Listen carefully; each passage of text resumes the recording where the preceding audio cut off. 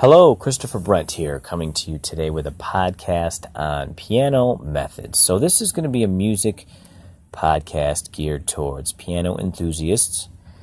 Whether you are a piano teacher, a piano student, or somebody who's thinking about taking lessons, or just maybe somebody doing research on piano methods.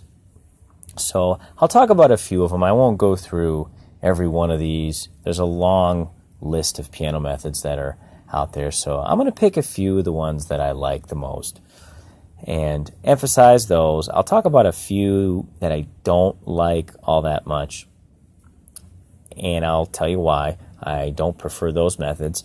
However, this is just my take, my experience as a piano teacher. Doesn't mean it's the end-all, be-all, and I encourage piano teachers out there to get a good feel for their students individually, because there might be a method that you don't prefer generally speaking, but for some reason the pieces in that method might suit that particular student well. So you have to do your homework if you're a teacher and get a good feel for that student and pick the best method based on that. I have one method that I use most of the time, but I don't use it in every circumstance, because there are other methods that are out there, and if I feel that that will be beneficial for that particular student, then I'll use a different method, right? So the method I use basically across the board in my studio, for the most part, is going to be the Faber Piano Adventure series. And I'll tell you why I prefer that method over some others as we get into things here. So a little synopsis on myself. I'm a piano teacher, a music educator, somebody with a music degree, specifically in piano performance, so the piano is my main instrument. I've been teaching for 20 years, and I love what I do, both as a teacher and a performer and accompanist and collaborator and all the things that I do musically. So let's get down to business and talk a little bit about these methods and some of the pros and cons. So I will talk about the Faber Piano Adventure series first. It's probably the one I have the most knowledge of, because I teach it literally every day. And the beautiful part about it is that even though I've heard many of the pieces in in each one of the levels, and I've recorded just about all of them on my YouTube channel, so if you're looking for a particular piece in the Faber Piano Adventure series, check out my YouTube channel, and chances are I've recorded it before. But there's so many neat supplemental things that they have in this series. So you basically have a lesson book, a performance book, and a theory book. But on top of that, for each level, you have other options. You have a technique and artistry book, and there's a series for the developing artist that has mainly classical rep only, dealing with elementary, intermediate, and maybe some early advanced works. In those books, you're just mainly looking at pieces by classical composers from the main, the four eras: Baroque, Classical, Romantic, and 20th century. So they have a lot of options, and they have this other series, the Playtime, Fun Time, Showtime. They have basically a series that supplements the method with popular music, basically, so to speak. Christmas music, popular music, Broadway music, maybe some commercial music even. So they have options if you have a student who you think would really be interested in popular stuff, or film music, Christmas music, and a chord time is another one of these. In the Time series, they call it, that supplements the main lesson and performance book of each of the Faber Adventures levels here. Another neat thing about the Faber series, this is probably one of my favorite things, is that you have an option when it comes to the primer level, right? So when you get a brand new student, let's say you're teaching a student who's 6 years old, maybe 5, even younger, right? You have the primer, which you can use, which is the very first thing that they get as far as a book, and it shows them all the basics and posture, how to sit, and it's a very good book, the primer. But if you don't like that, if you want something a little different, you have the First Piano Adventures option, right? And that's divided up into A, B, and C. And the First Piano Adventure option is great because it follows these basically like these 6 characters through a story, and kids really respond to this. I can't even begin to tell you how much kids love this First Piano Adventure thing that they've come up with. So instead of just showing a student, this is how you sit, this is what your hand position should be, they follow these characters through a story, and the characters find the diamonds, right? And they talk about how you hold the diamond, and you're sitting in your I'm great pose like Carlos and Dallas on the page. They kind of learn that, and they learn this thing, stone on the mountain, where they whoosh, they bring the hand up, to the keys, and they pretend they're holding this diamond. And each character is a little different. Like one character likes sports and baseball, and then another character kind of likes to discover things, and then they have a dog, a pet that they take with them, and it's really, really cool. And you can use this to really build a sense of trust with students, and they love the characters, they love identifying the characters, they love hearing tips from the characters, and they're going through and learning technique this way. And it's just a really fun, creative way to learn proper technique. So it's presented really well, and there's a CD so they can listen to some of the things that go along with what they're doing. So it's divided up into A, B, and C, and the typical student can do this within a year and a half, and it's great. And they go right after they finish the First Piano Adventure books, they go right on to level 1, and then level 2, 2A, 2A, 2B, and then there's 3A and 3B, level 4, and it goes all the way up to level 5. So I've had students basically go all the way through the Faber methods all the way to the end of level 5, although by the time they get to level 4 even, we're branching out, and we're looking into other compilations where they're basically playing early works of Mozart and Beethoven and Clementi and Bergmüller and so forth by the time they get to level 4.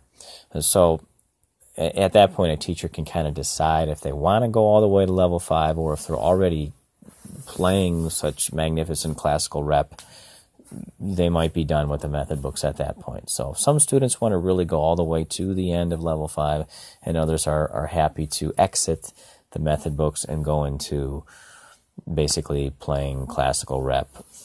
So it's just a matter of the student and what the teacher decides at that point. So the Faber Piano Adventure series is great. The students really react well to the pieces that are presented. Some people talk about, do they overuse a 5-finger position thing throughout these books? And maybe to some extent they do. I mean, it's not perfect in every way. It's not like they have it all, right? I mean, I don't think any piano method has everything perfected completely, right? But they did revise this a few years ago. That they came up with a 2nd edition. And the beauty of this is that instead of just being stuck in middle C position all the time, like some of the other methods that I'll talk about, like the Bastian or Alfred, they simply move the left-hand thumb to the B right next to it, and it's just like, wow, what genius. It seems like it's so much easier, I think, for students to have their right-hand thumb on middle C and their left-hand thumb on the B right below middle C. It's like just way easier. Students get confused, and they don't like 2 thumbs sort of hovering on middle C. So when I discovered that, when they redid this 2nd edition, I'm going to guess 7 or 8 years ago. This is 2018. They probably started revising this 5 years ago, something like that. And it was a great concept. So you want to look for the Faber Piano Adventures series and make sure it's the 2nd edition. So I highly recommend it. The pieces are wonderful. The method is presented well, and Nancy and Randall Faber also wrote supplemental pieces outside of these books, just individual sheets that you can find as well. The library is huge. You can choose from so many things to make it a great experience for your students. So there's also an adult piano adventures book that I use for my adult students. I believe it's just book 1 and book 2, and it goes through a lot of the same concepts that the Piano Adventures series does for the kids. It's just, obviously for the adults, you don't have all of the characters and the storylines and all of the neat little things happening. And you don't have the pictures and all the all that stuff going on in the adult book. So it's obviously presented for the adult students. So that's a great method as well for adults. So let's go back, talk about some of the other methods that have been used over the decades. We have the John Thompson course. That's what I used when I was a kid. So the John Thompson method is old school. It's got like pencil drawings, black and white. It's pretty hardcore, meaning like it's just a little out of date.